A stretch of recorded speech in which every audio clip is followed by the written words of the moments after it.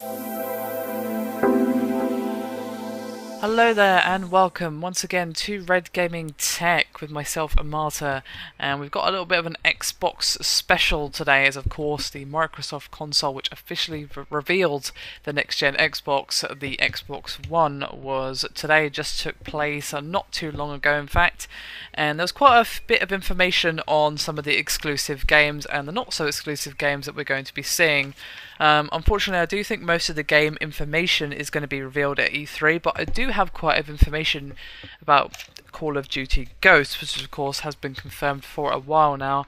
It is of course going to be appearing on the Xbox One, and there's quite a few things that are going to be changing with this particular game. One of the things that they mentioned was that Call of Duty Ghosts will have exclusive timed DLC that will release first on the Xbox One, which of course means exactly what I said. It's not going to be exclusive DLC, it's going to be released first on the Xbox One.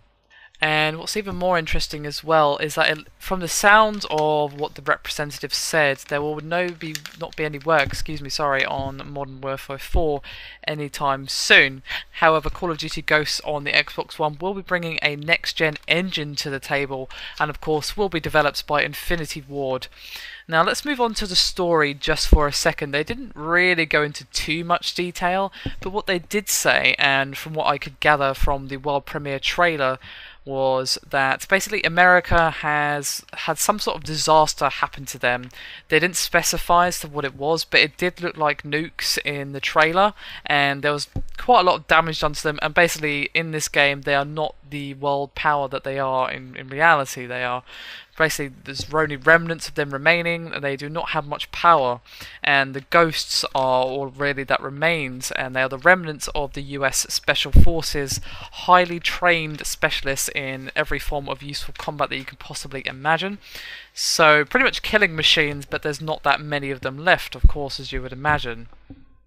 And what we did know about the story, though, is that the screenplay is going to be written by Stephen Gagan, or Gagan, depending on your pronunciation there, who is, of course, the writer behind the series Traffic, among many things. He also, of course, wrote Metro, Havoc, Rules of Engagement. His list of credentials in the screenwriting business is quite long, so they're going to be bringing more emotion and trying to bring as much character as possible to the main characters of Call of Duty Ghosts as they possibly can, and they're going to be emphasizing camaraderie and just general emotion in this game. I mean, of course, the subject matter is basically going to encourage that. If that was you in a real situation, you would treasure those that you know, because, well, there's not many people left that you do know.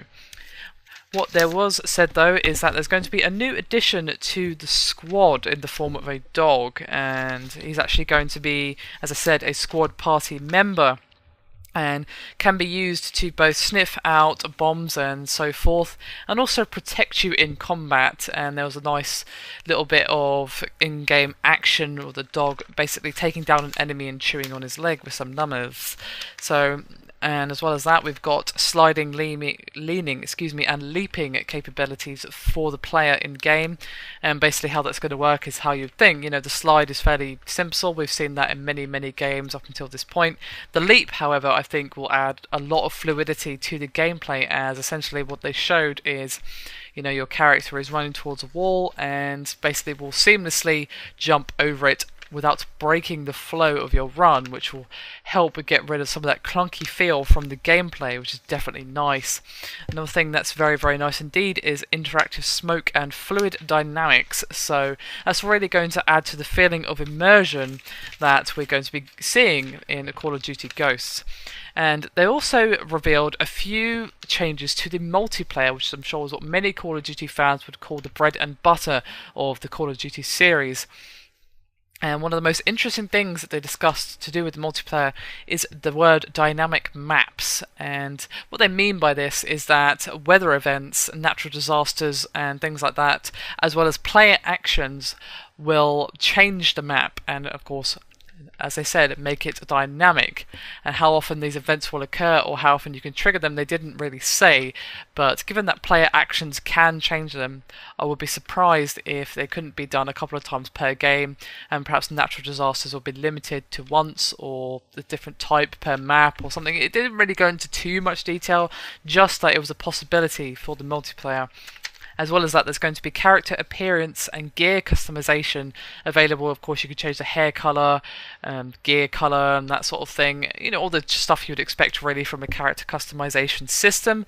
And of course, they touted high-res textures, volumetric lighting, and 60 FPS with low latency for this particular game. So pretty much a ton of information given about Call of Duty Ghosts, and it's looking like quite the game indeed. And of course, will be interesting to see what the Xbox One can do in terms of graphics. Of course, it's hard to tell from gameplay trailers and gameplay seen over a live stream, but it did look quite nice indeed. And of course, this game will be an early release title, so it won't exactly be making the most of the Xbox One's hardware by any stretch of the imagination.